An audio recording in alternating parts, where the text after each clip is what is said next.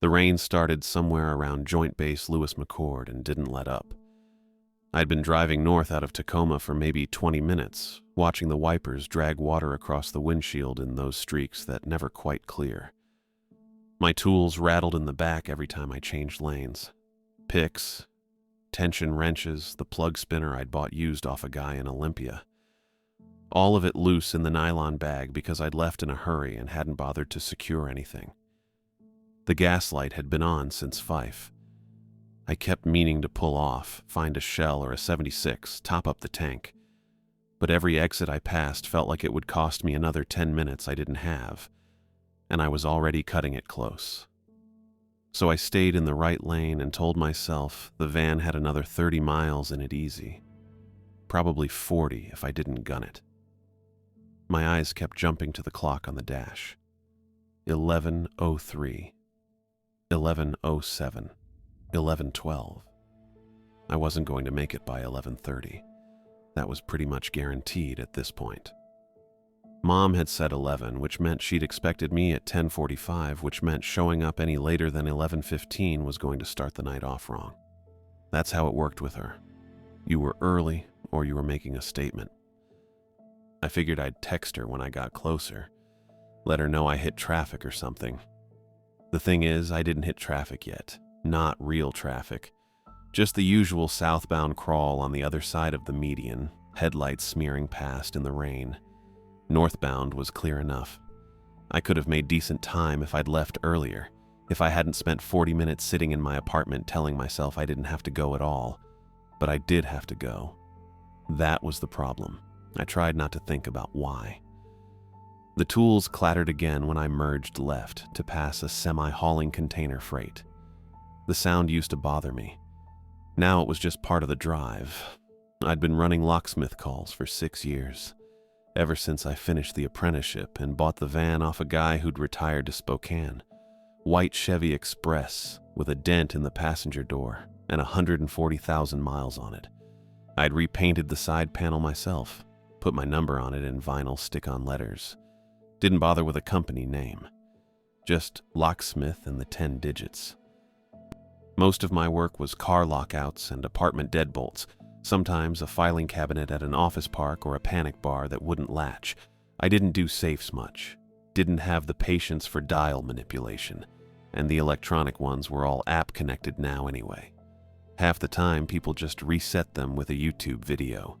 Tonight wasn't a job, not technically, but I was treating it like one. That was the only way I was going to get through it. 3 weeks ago, I'd been up in Shoreline, standing outside a motel that smelled like mildew and burnt coffee, waiting for a King County detective to tell me I could go inside. The place was called the Shoreline Inn, which was optimistic. It was a one-story strip with exterior doors painted turquoise and a neon sign that only lit up the first 4 letters. They'd found Jeffrey in room 18. The detective was a woman maybe 10 years older than me, short gray hair and a tired face. She didn't say much, just asked if I was Isaac Burgess, asked if I could identify the deceased, and led me into a room that was smaller than I expected. Tan carpet, a bed with the covers half pulled off. Jeffrey on his back near the bathroom, one arm stretched out, the other curled against his ribs. I'd said yes. That's Jeffrey Burgess. That's my brother.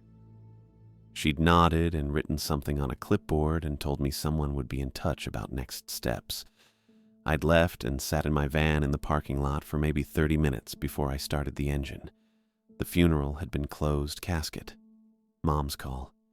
She'd wanted it open, actually, but the funeral director had talked her out of it.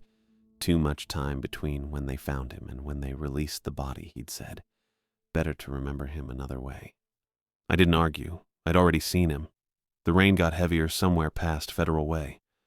I turned the wipers up a notch and checked the fuel gauge again. Still hovering right above empty. The little orange light glowing steady. I should have filled up. Mom had called me 4 days ago, Tuesday night around 8. I'd been on the couch with leftover teriyaki from the place on Pacific Avenue, watching something I wasn't paying attention to. When her name came up on my phone, I almost didn't answer. but I knew if I didn't, she'd just call again and again. So I answered. She didn't say hi, just, I found Jeffrey's phone. I'd muted the TV. Okay. It was in a box in the garage. I was going through his things and there it was, at the bottom, under some clothes. Okay. I want you to unlock it. I'd rubbed my eyes. That's me. Mom, I'm a locksmith. I don't do phones. You do locks. It's locked. It's not the same thing. Isaac. Her voice had that edge it always got when she thought I was being difficult. I need to know what's on it. Why? Because he's my son. I hadn't said anything for a second. Then, he was using pretty heavy for the past year. I don't think anything on that phone is going to make you feel better. I didn't ask how it would make me feel. I asked you to unlock it. I'd thought about saying no. Thought about telling her to take it to one of those tech repair places in the mall, let them deal with it. But I knew she wouldn't. She'd just keep calling, keep pushing. That was her thing. She didn't let go. So I'd said fine. I'd come up Friday night, late, after my last call. She'd said 11. I'd said I'd try. Now it was 11:17, and I was still 15 miles out, maybe more, depending on where the traffic started to stack up near Northgate. I reached for my phone to text her, then decided against it. Better to just deal with it when I got there. I wasn't great at diffusing things ahead of time anyway. The thing about treating it like a job was that jobs had steps, a process. You showed up, assessed the problem, picked the right tool, solved it. You didn't get emotional about a stuck deadbolt. You didn't take it personally when a keyway was full of dirt or someone had jammed a paperclip in the cylinder. You just dealt with it and moved on. I was going to unlock Jeffrey's phone the same way. Show up, assess, solve, leave. I didn't need to talk about what was on it. Didn't need to sit in Mom's kitchen while she scrolled through his messages and tried to piece together the past year. I wasn't going to get into another argument about whether I could have done more, whether I should have been checking in on him, whether I'd been too harsh when I told him I couldn't keep lending him money. I'd unlock the phone, hand it over, walk out before it started. That was the plan. The clock said 11:26 when I-5 turned into a parking lot. I came around a long curve just past Linwood and suddenly there were brake lights everywhere. A solid line of red stretching north as far as I could see. Hazard blinkers going off in clusters, turning the wet road into this blinking tunnel of stopped cars. I hit my own brakes harder than I meant to and felt the van skid just a little before the tires caught. Then I was stopped. Just sitting there, wipers going, engine idling. I checked the mirrors, nobody behind me yet, but there would be in a second. I flipped my hazards on and tried to see what the holdup was. Couldn't tell. Too much rain, too many cars in the way. Maybe an accident up ahead, maybe construction, maybe nothing. Sometimes traffic just locked up for no reason and then cleared 5 minutes later. I looked at the fuel gauge. The needle was below the empty line now. The orange light still on. I'd been ignoring it for the past 40 miles, telling myself I had enough to make it to Mom's place in Edmonds and then hit a gas station on the way back. But now I was stuck, idling, burning whatever I had left. I turned the engine off. The wipers stopped mid-stroke. The silence felt weird, just the rain drumming on the roof, and the faint tick of the cooling engine and the muffled sound of someone's stereo 2 cars up. I sat there and watched the clock roll over to 11:27. This was going to be a long night. Traffic didn't move for 6 minutes. I counted them on the dashboard clock while rain hammered the windshield and the van ticked and cooled around me. 11:31 became 11:37. The brake lights ahead stayed solid red. At 11:38, cars started rolling forward, not fast. Maybe 10 feet, then stop, another 20 feet. Stop again. I turned the key and the engine caught on the second try. The fuel light glowed orange and accusing. I crept forward with everyone else. The The gap between me and the Honda ahead opened and closed. Open, close. My right foot barely touched the gas. I was burning fumes at this point. Probably had a gallon left, maybe less. That's when I saw the first detour sign. Orange with black arrows pointing right toward an exit I didn't recognize. State Route 526 East. I'd driven I-5 North plenty of times, but I usually stayed on the highway straight through to Edmonds. The sign said, "Accident ahead, seek alternate route." I checked the fuel gauge again. The needle sat a full tick below the empty line now. Another sign, same orange, same arrow. All lanes closed. Exit 526. The Honda ahead of me signaled right and merged toward the exit. A Subaru followed. Then a pickup with a camper shell that had a Mariner's sticker peeling off the back window. I figured I had two choices. Sit in, stop traffic until I ran out of gas completely and had to call a tow truck, or take the exit and try to route around whatever crash was blocking the highway. Maybe find a gas station on the side streets. Fill up. Get back on I-5 farther north. It felt smart for about 30 seconds. I flipped my turn signal and followed the pickup onto the exit ramp. The ramp curved down and away from the highway, and I lost sight of the backup behind me. Just wet pavement and a blinking yellow light at the bottom where the ramp met a 2-lane road. The pickup turned left. I didn't know the area well enough to have a strong opinion, but left felt wrong. The water was west. Edmonds was north. I needed to curve back east and then north to pick up the highway again. I turned right. The road was called Mukilteo Speedway, according to a green street sign I passed. Didn't look like a speedway. Looked like a regular suburban road with car dealerships and fast food places on both sides. Most of them were closed. The Taco Bell drive-thru was still lit, but I didn't see any cars. I checked the odometer. I'd gone 0.8 miles since the exit, no gas stations yet. The speedway kept pulling me west. I tried to turn north onto a side street called Cyrus Way, but it dead-ended after 2 blocks at a chain-link fence with a gravel lot behind it. I had to reverse and go back to the speedway. 1.4 miles. Still no gas. The buildings got smaller. Fewer streetlights. The road narrowed and the rain picked up again. Or maybe I was just closer to the water and the wind was pushing it harder. I passed a park on my left, just dark trees and a picnic shelter, then a stretch of nothing, then a church with a white steeple. I realized I was going downhill, 2.1 miles.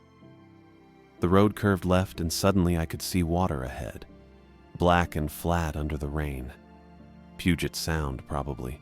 The speedway became Front Street, and Front Street ran parallel to the shoreline. I saw a bait shop. A locksmith could probably pick the lock on a bait shop cooler, but that didn't help me with an empty gas tank. I should have turned around. I knew that. But I also knew I didn't have enough fuel to backtrack 2 miles uphill, and then navigate all the way to Edmonds. I kept going. Figured maybe the road would loop back up and connect to something useful. It didn't. Front Street funneled me straight toward the Mukilteo Ferry Terminal. I'd been on the Mukilteo Clinton run a few times, once for a job on Whidbey Island, twice just driving around when I needed to think. The terminal was usually busy. Cars stacked up in 4 or 5 lanes, people leaning against their bumpers, gulls circling the lot. Not tonight. The lanes were empty. All of them. The pavement was wet and black, and the painted arrows pointing toward the dock gleamed under a handful of overhead lights. The toll booths were dark except for one on the far right. I could see a figure behind the glass, but I couldn't make out details from this distance. The terminal building itself was closed. No lights in the windows, no cars in the employee lot. But there was a ferry. It sat at the dock with the car ramp down and the deck lights on. I could hear the engines. That low, steady hum that ferries make when they're idling, a sound you feel in your chest as much as hear. The boat looked operational. The running lights were green and red on the sides, white on the mast. I stopped the van just past the entrance and looked at the reader board. It was mounted on a tall metal post near the toll booths, the kind with yellow bulbs that flipped through letters and numbers to show departure times and route information. Usually it said something like, Clinton, 11:45 p.m., space available.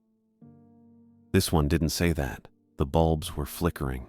Not all of them, just some. They'd flip partway through a letter and then stop, or they'd show a number and then blank out. I watched for 10 seconds and couldn't make out a single complete word. Just fragments. An M, maybe a 7. A lowercase r, which didn't make sense because the board didn't use lowercase. I put the van in park and sat there with the engine running. The fuel gauge hadn't moved, still buried below empty. The figure in the toll booth shifted. I saw an arm move. Then the arm lifted and waved me forward. I didn't have a lot of options. I was out of gas, out of time, and out of roads that led anywhere except back uphill into nothing. If the ferry was running, maybe I could get on, get to Clinton, find a gas station on the island. It wasn't Edmonds, but it was somewhere. I eased the van forward and rolled up to the booth. The guy inside was maybe mid-40s, stocky, with dark hair cropped close to his skull. He wore a Washington State Ferry's uniform jacket and a headset looped over one ear. He didn't look up, just tapped something on a keyboard I couldn't see and kept his eyes on a screen below the glass. I rolled down my window. Cold air and the smell of salt water came in. "Hey," I said, "is this boat running tonight?" He didn't answer, just reached under the counter and pulled out a piece of cardstock. He slid it through the slot at the bottom of the booth glass. I picked it up. It was a ticket, not the normal paper receipt you get on Washington State ferries. This was heavier.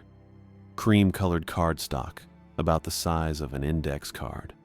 The front had a single line of text printed in black. Passenger one way. No route, no date, no time. I turned it over. The back was covered in small print. Rules, maybe. Terms. I skimmed the first few lines. Passengers must remain in designated areas during transit. Deck access restricted after departure. No refunds, no transfers, no exceptions. The next line made me stop. Passengers acknowledging carriage agree to waive claims arising from delay, rerouting, or failure to debark at intended destination. I read it again. Failure to debark at intended destination. My stomach tightened. Not a lot, just enough to notice. I looked up at the guy in the booth. He still hadn't made eye contact. "What kind of sailing is this?" I asked. I looked up at the guy in the booth. He still hadn't made eye contact, just kept staring at something below the glass, probably another screen. "What kind of sailing is this?" I asked. He tapped twice on whatever keyboard he had down there. Didn't look up. "Where's this ferry going?" I tried again. He blinked once, slow. Then he tilted his head just enough that I could see his eyes shift toward me without actually meeting mine. "Same place they all go," he said. His voice came out flat, like he'd said the same thing 100 times that week and didn't care if I believed it. "Clinton?" I said. He didn't confirm, just stared at the screen again. I glanced down at the ticket still in my hand. The back was covered in that small print. I'd read some of it already, but now I actually looked at the list of rules printed there. They were formatted like terms and conditions, single-spaced, the kind of thing nobody reads before clicking accept. Passengers must remain on the car deck until the signal horn sounds. No photography or recording devices permitted during transit. Do not respond if your name is heard from the passenger cabins. I stopped on that one. Read it again. Do not respond if your name is heard from the passenger cabins. That wasn't normal. That wasn't even close to normal. What's this about? I held the ticket up to the glass, tapping the line with my thumb. The guy barely glanced at it. Late night protocol. Protocol for what? Reduce staffing. He said it like that explained everything. Like telling me they didn't have enough people working somehow justified a rule about not responding to your own name being called. I kept reading. Ticket must remain visible at all times during crossing. Exit only when a deckhand taps your vehicle hood. I looked back up at him. This is a lot of rules for a normal ferry. It's not a normal ferry. He said it without any edge, just factual. Bored even. Then what is it? Late night sailing. He shifted in his seat, adjusting the headset slightly. You want to wait for the morning schedule. First boat's at 5:45. I checked the dashboard clock, 11:42, 6 hours. I looked at the fuel gauge, still below the E. The engine wasn't even running, and I could feel the van settling into that empty lightness that happens when there's nothing left in the tank. If I tried to turn around now and head back up the hill, I'd maybe make it a quarter mile. Probably less. And even if I did make it back to the speedway, then what? Sit in a closed gas station parking lot until dawn. Call my mom and tell her I couldn't make it because I ran out of gas and got rerouted to a ferry terminal. She'd already be furious I was late. Calling now would just add another hour of her telling me I never prioritized family, that if it had been a paying job I'd have figured it out, that Jeffrey would have made it on time. Jeffrey wouldn't have made it at all. But I wasn't going to say that to her. The guy in the booth hadn't moved. He was waiting for me to decide.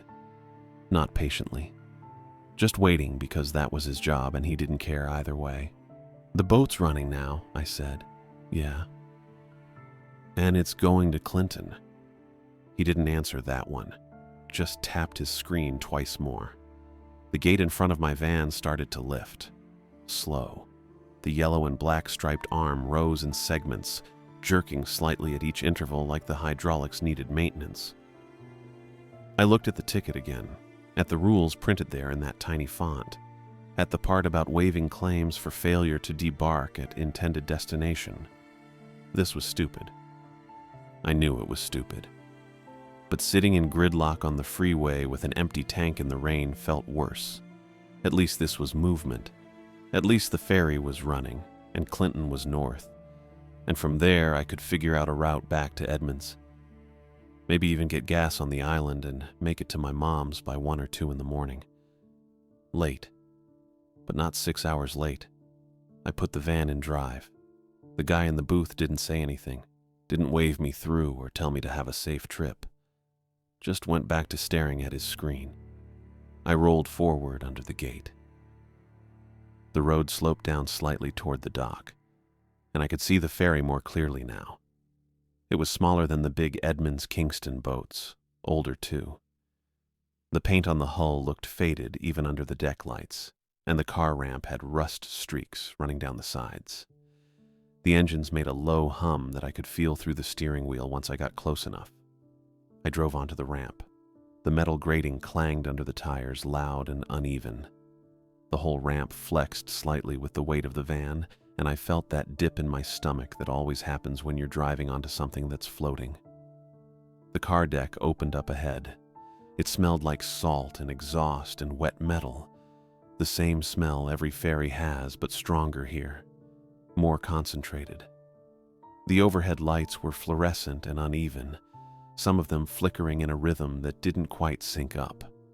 There were other vehicles already parked. Not many. Maybe 6 or 7 total, scattered across the deck in different lanes. A sedan, a pickup truck, an SUV with a bike rack.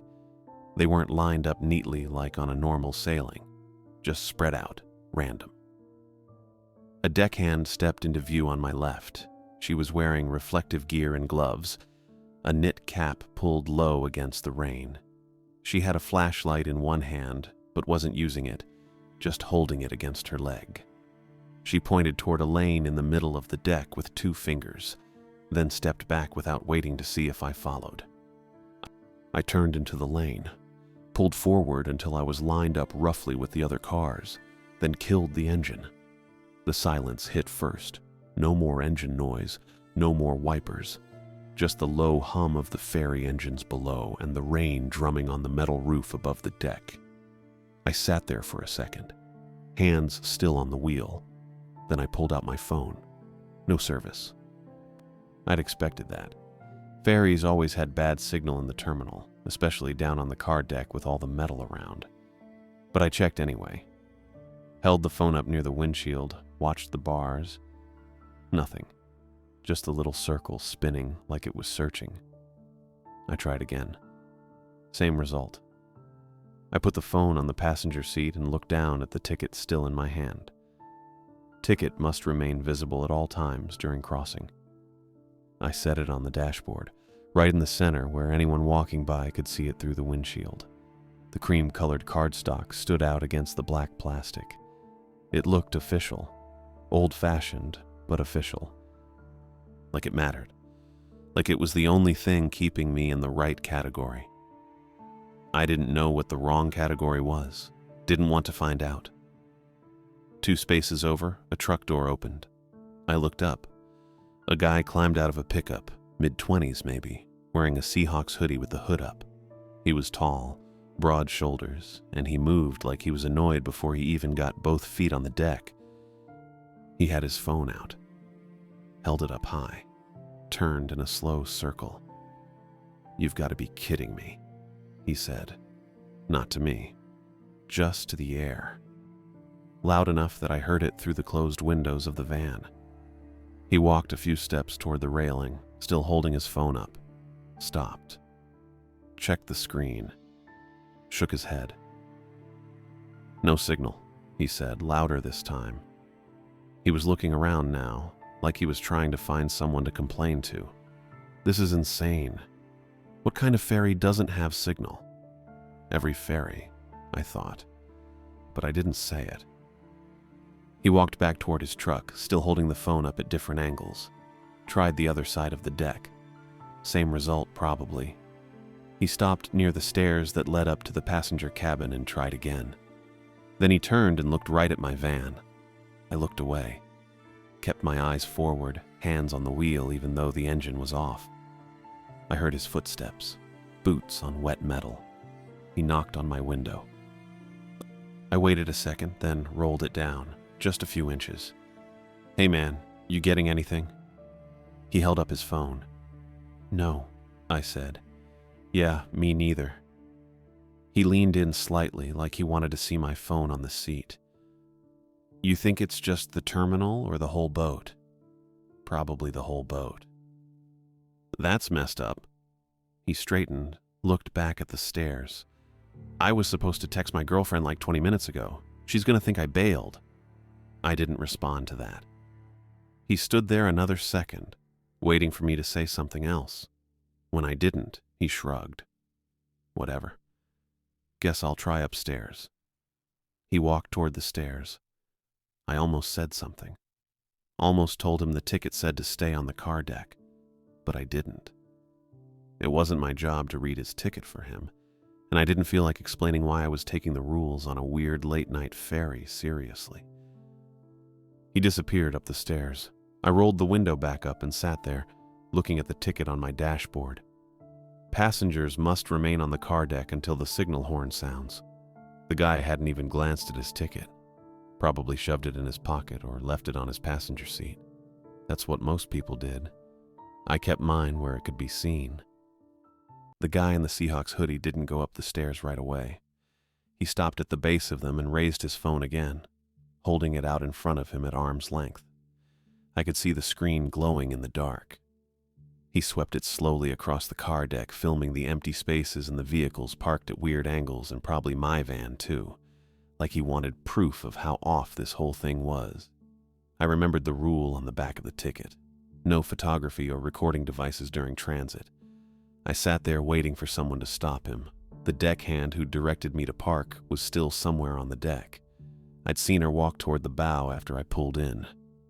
She had to be able to see this guy, or someone else. There had to be crew watching. That's how ferries worked. Nobody came. The guy kept filming. He turned in a slow circle, phone raised, and I could see his mouth moving. Probably narrating for whoever was going to watch this later.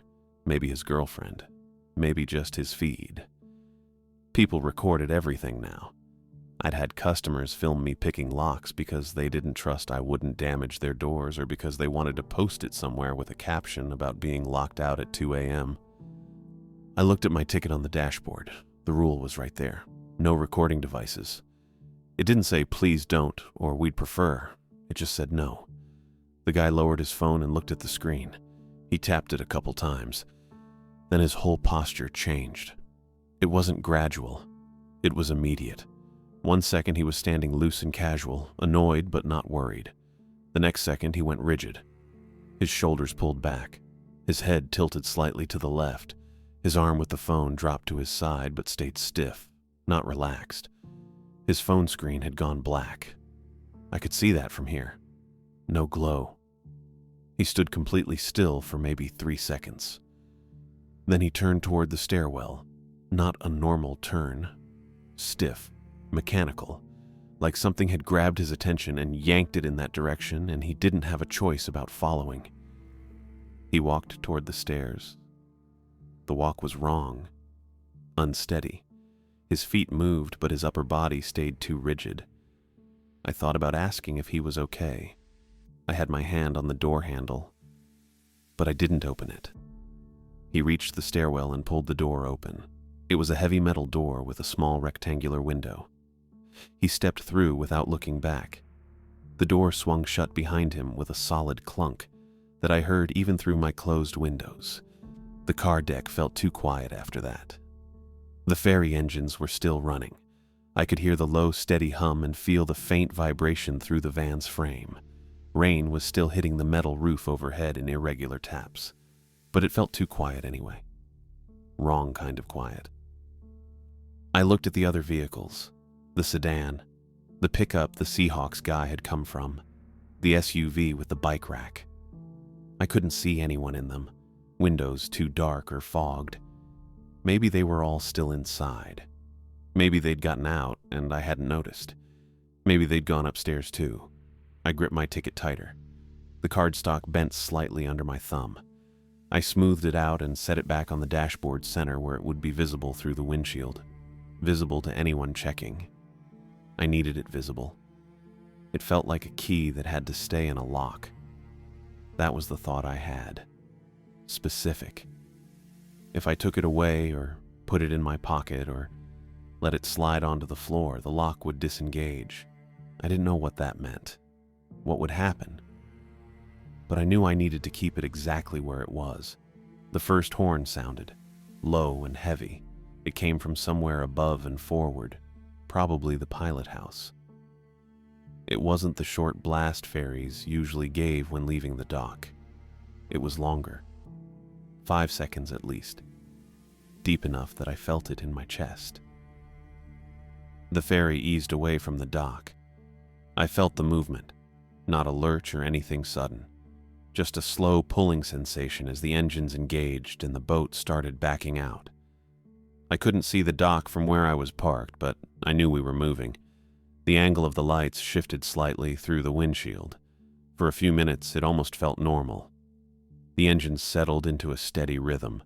The rain softened, not stopping, just easing off to a lighter drizzle that I could barely hear. I looked past the railing on the port side and saw water, black and flat. No waves, no whitecaps, just smooth, dark surface stretching out into nothing. It reminded me of crossings I'd taken years ago, 6 years back, maybe 7.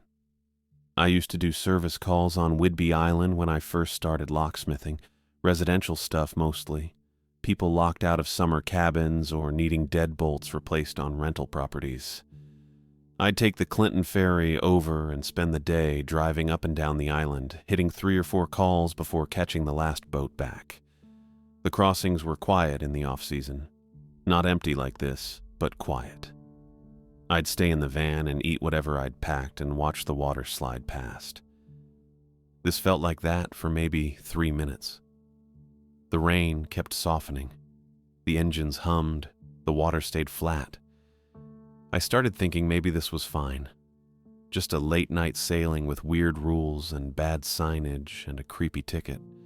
I'd get to Clinton and drive off and find a gas station and figure out how to get back to Edmonds. Maybe I'd call my mom. Maybe I'd just text. Maybe I'd wait until morning and deal with the fallback then. Then I heard the voice. It came from above, from the passenger cabins, not loud, not shouting. just clear enough to carry down through the rain and the engine noise and the metal roof over the car deck. It said my name. Isaac. I froze. The voice had Jeffrey's rhythm. Exact. The way he used to say my name when he wanted something. Not dragging it out, not clipping it short. Just 2 syllables with a slight rise on the second one. A question that wasn't quite a question. I didn't move. My hands were on the steering wheel. I didn't remember putting them there. My foot was off the pedals. Engine was off. I was just sitting in a parked van on a moving ferry listening to my dead brother say my name from somewhere above me. The ticket sat on the dashboard. Still visible. Still exactly where I'd put it. I kept my eyes forward. Didn't look up toward the passenger cabins. Didn't turn my head. The rule came back. The one I'd read on the ticket. Do not respond if your name is heard from passenger cabins. I didn't respond. I sat completely still and refused to move. I stared at the stairwell door. The small rectangular window showed nothing but dim light behind it. My hands stayed on the wheel. I didn't turn my head. I didn't look up toward where the voice came from. The voice stopped. I kept my eyes forward and counted 3 seconds. 4, 5. Then I heard the second sound. It was faint, muffled. It came from above, probably through the ventilation system or through gaps in the deck plating. It sounded like someone crying. Not loud sobbing, quiet crying. The kind someone does when they're trying not to be heard. It drifted down through the metal and the rain and the engine noise, and it had the same rhythm Jeffrey used to have when he cried in his room after Mom yelled at him. That specific hitching breath between each sound. I didn't move. The ticket sat on the dashboard exactly where I put it. I looked at it instead of looking up. The cream-colored cardstock, the black text. Passenger, one way. I focused on those words and nothing else. The crying faded. Maybe it stopped. Maybe the ferry's angle changed and the sound went somewhere else. I didn't know. I kept staring at the ticket. My chest felt tight, not painful, just compressed. I made myself breathe in through my nose and out through my mouth 3 times. That helped a little. A deckhand walked past the front of my van. I saw him through the windshield. He was shorter than me, probably 5'9", wiry build, dark hair cropped short. He wore deck coveralls with reflective stripes and had a utility knife clipped to his belt along with a radio. He was checking equipment. He moved methodically from one tie-down point to the next, tugging on chains and testing tension. Professional, calm. He glanced at my van as he passed. His eyes went to the ticket on my dashboard first, then to me. He didn't stop walking, but his pace slowed just enough that I noticed. I rolled my window down. Cold air came in. Salt smell. Diesel fumes. "Hey," I said. He stopped. He turned and looked at me without coming closer. His face was calm, tired maybe, hard to tell in the overhead lights. "You okay?" he asked. "Yeah," I said. "I'm fine." He didn't say anything. He just looked at me. His eyes went to the ticket again, then back to my face. "You heard something," he said. Not a question. I didn't answer right away. I thought about lying. I thought about saying no, everything's fine, just waiting for the boat to dock. But that felt stupid. He already knew. "Yeah," I said. He nodded once. He looked past me toward the stairwell, then back. "Stay down here," he said. "I wasn't planning to go up." Good. He shifted his weight.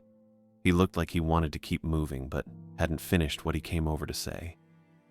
People who go upstairs on these sailings don't come back with the same amount of time.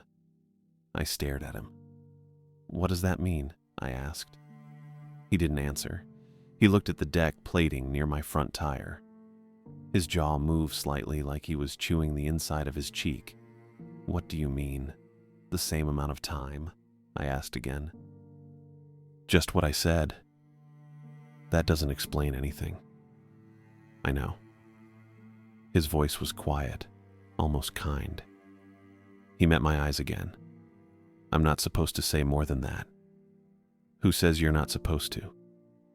He didn't answer. He looked at the ticket on my dashboard one more time, then stepped back. Keep that visible, he said. Don't put it in your pocket. Don't let it fall. I wasn't going to. Good, he said again. Then he turned and walked toward the bow, continuing his equipment check like the conversation never happened. I rolled the window back up. My hands were cold. I rubbed them together and put them back on the wheel. The plastic felt solid, real. I focused on that. I tried to simplify the situation into a plan. That's what I do with locks. Break the problem into steps. Don't think about the whole mechanism at once. Just the next pin, the next tumbler. Step 1, stay in the car. Step 2, wait for the ferry to reach Clinton. Step 3, drive off. Step 4, find a gas station and fill the tank. Step 5, figure out the route to Everett from the island side. I could take the Deception Pass Bridge north and loop back around. It'd add an hour, maybe more, but I'd have fuel and I wouldn't have to get back on a ferry. Simple, straightforward. I looked at the ticket again. It stayed where I put it. The rules on the back were still there. I didn't need to flip it over to remember them. I already read them twice. The plan felt better than thinking about the voice. Better than thinking about Jeffrey. Better than thinking about what the deckhand meant when he said people don't come back with the same amount of time. I didn't know what that meant. I still don't. The ferry kept moving. The engines hummed. The rain had stopped completely now. I looked out the driver's side window and saw the water. Flat. Black. No waves. Then the ferry slowed. The change in vibration came first. The engines shifted from their steady hum to something lower, quieter. The whole boat felt different under me. Not stopped, just slower. Like we were easing into a turn or adjusting course. I checked my phone. Still no signal. The time said 11:51. I looked out the windshield toward the bow.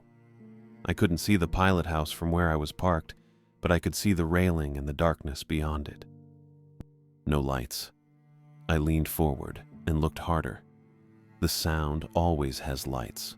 Shoreline lights from Whidbey, distant glow from Everett or Mukilteo behind us, running lights from other boats. Something. I didn't see anything, just black. Flat water and black sky, and no separation between them. I turned and looked out the side window. Same thing. No glow on the horizon. No distant sparkle of houses or docks or anything. The ferry slowed further. The engines dropped to an idle. We were barely moving now. Then the overhead lamps dimmed. Not all at once. Gradually, like someone turning a dial. They went from white to yellow. Not warm yellow, sickly yellow. The kind of light you get from old bulbs that are about to burn out. I looked at the sedan parked 3 spaces ahead. Under the new light, it looked worse. Older. The paint looked faded and the chrome looked tarnished. I could see rust along the wheel wells that I didn't notice before. I looked at the pickup truck 2 spaces over. Same thing. It looked like it had been sitting in a field for 6 months. Dull paint, dirty windows. The SUV with the bike rack looked even worse. The rack was bent. One of the bikes was missing a front wheel. I looked down at my own hands on the steering wheel. The light made my skin look gray. I didn't like it. The stairwell door opened. The sound cut through the engine noise and the silence. Metal scraping metal. Hinges that needed oil. I looked. The guy in the Seahawks hoodie came back down. He walked slowly, stiff. His hands were at his sides, empty. No phone. His hoodie was soaked, completely drenched. Water dripped from the fabric onto the deck plating. It looked like he'd walked through heavy rain. It wasn't raining on the car deck. He stopped at the base of the stairs. He turned his head left, then right, searching. Then he saw my van. He locked onto it. His whole body reoriented. He started walking toward me. His face looked wrong, pale. His eyes were too wide. His mouth hung open slightly. He reached the front of my van and stopped. He stared at me through the windshield. I didn't roll the window down. He raised both hands. He pressed them against the glass. His palms left wet prints. He started mouthing words. No sound, just his lips moving. I couldn't make out what he was saying at first. Then I recognized the shape. "Help me," he said it again. "Help me." Then he pointed upward with his right hand, straight up, toward the passenger cabins. He mouthed more words. "You have to come up." I shook my head. He pressed harder against the glass. His fingers splayed wide. He mouthed the words again. "You have to come up. Please." I looked at his eyes. They weren't right. The pupils were too big, black circles with just a thin ring of green around them. He kept pointing, kept mouthing the same thing. "Please, you have to come up." I didn't move. I stayed seated, kept both hands on the wheel. The ticket was still on the dashboard where I'd put it, visible through the windshield, but I reached up and pressed it against the inside of the glass with my palm. Held it there. I don't know why exactly. Just felt like if I let go it might slide down or fall or disappear. The guy in the Seahawks hoodie was still standing at my hood, still pressing his hands against the windshield, still mouthing words I could see but not hear. His eyes were wrong, too wide, pupils too big, like he'd been in the dark too long and they hadn't adjusted back. Then his expression changed. The pleading stopped. His mouth closed. His hands slid down the glass slowly, leaving wet streaks. And when they dropped to his sides, they were fists. His face went blank for maybe 2 seconds. Then it twisted into something that looked like anger but moved wrong. Too fast, like someone had turned a dial. He pulled his right hand back and slammed it against my hood. The sound was loud enough that I flinched, a flat metallic bang that echoed across the car deck. He left a wet handprint on the white paint. I could see it clearly under the yellow overhead lights, 5 fingers spread wide, water pooling at the edges. He hit it again, same spot, harder. Then he turned and walked down the row. I watched him move to the sedan 3 spaces ahead. He slapped that hood too. Same motion, same force. The sound carried. Then he went to the pickup truck, hit that one, then the SUV with the bike rack. He worked his way down the line methodically, striking each hood once, leaving wet prints on every vehicle. I looked at the other cars. Most of the windows were too dark or fogged to see through. But in the sedan, I could make out a shape behind the wheel. A driver, sitting there, staring forward, doing nothing. Same in the pickup.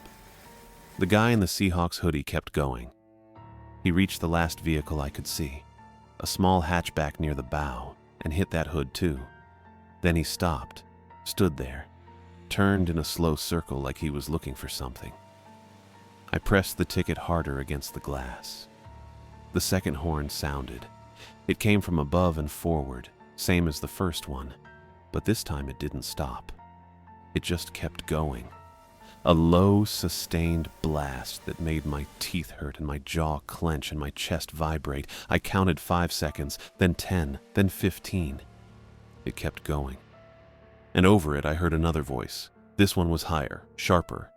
It came from the same direction as before, from the passenger cabins above. But it was different. Not Jeffrey's rhythm, not his cadence. It was my mom's. I recognized the exact pattern. The way she said my name when she was panicking. When she needed something right now and couldn't wait and didn't care if I was busy or tired or done talking. "Isaac, I'm alone down here.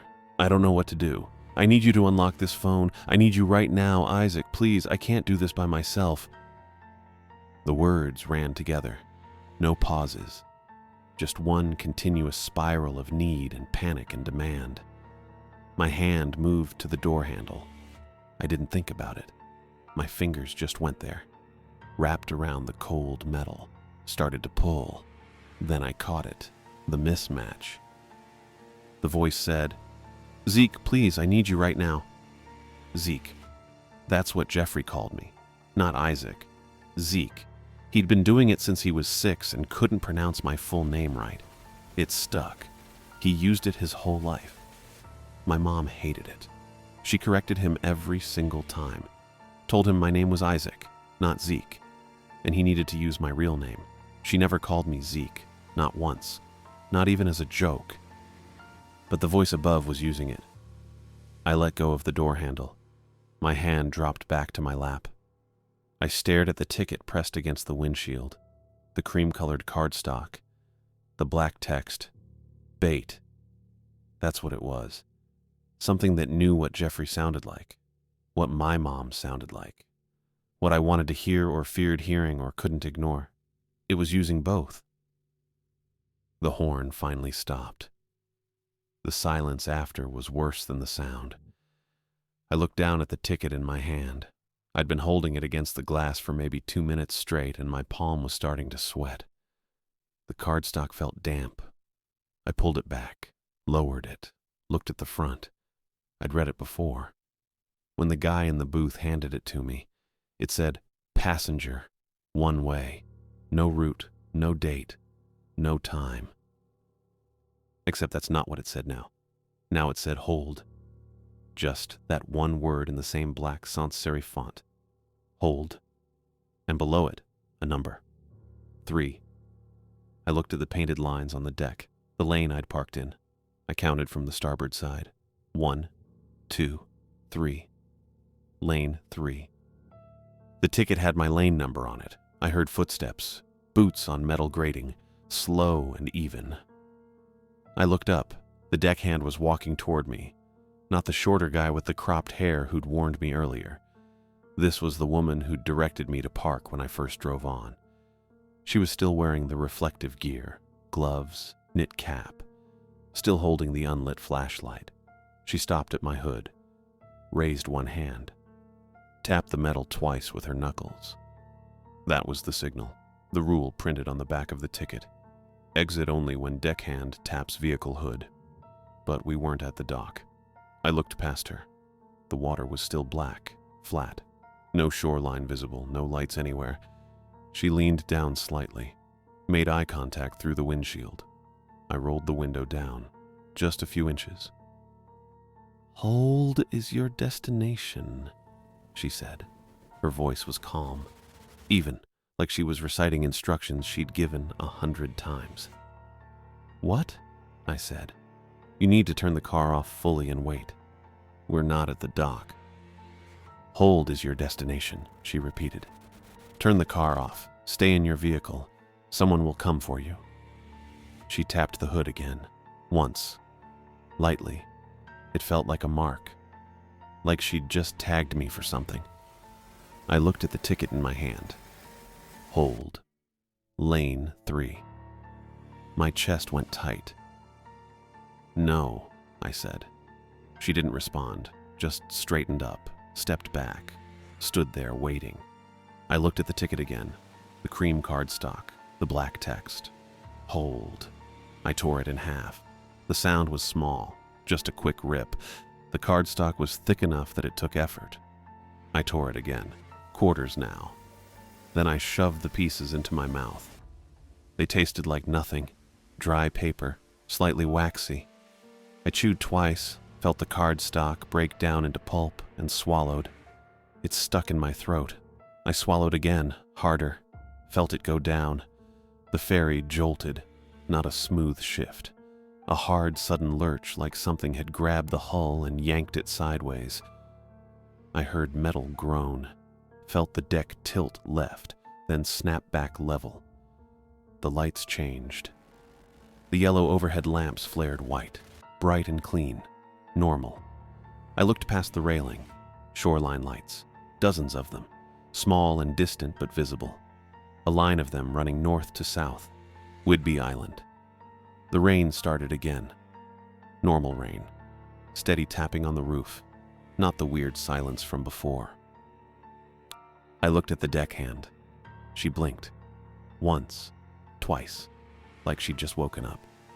Then she turned and walked toward the bow without saying anything. I sat there, hands shaking, throat raw. The ferry engines shifted, higher pitch. We were moving faster now, closing in on the dock. I looked at the dashboard. The ticket was gone. I'd swallowed it. My mouth tasted like wet paper and salt. The ferry docked 5 minutes later. A different deckhand came down to the car deck. Older guy, stocky, graying blonde hair. He wore heavy rain gear with reflective striping and didn't look at anyone directly. He walked down the row and tapped hoods. 1, 2, 3. When he got to my van, he tapped twice. Firm, loud. I turned the key. The engine started on the first try. The gate lifted. The car ahead of me rolled forward. I followed. I didn't look for the guy in the Seahawks hoodie. Didn't check my mirrors. Just drove down the ramp, off the ferry, onto solid pavement. Clinton. I recognized the terminal. I'd been here before, 6 or 7 years ago. Service calls on Whidbey. There was a gas station half a mile up the road. I pulled in, killed the engine, and sat there for maybe 30 seconds before I could move. My phone buzzed. Service, 4 bars, full signal. I had 6 missed calls, all from my mom, 3 voicemails, 2 texts. I didn't listen to them. I got out, filled the tank, paid inside with my card. The guy behind the counter didn't look at me. Back in the van, I pulled up my mom's number. Hit call. She answered on the second ring. Isaac, where the hell are you? I've been calling. I'm not coming, I said. Silence. What? I'm not coming. I'm not unlocking the phone. I'm going home. You said you'd be here by 11. It's almost 1 in the morning. I'm going home, I said again. I hung up. She called back immediately. I didn't answer.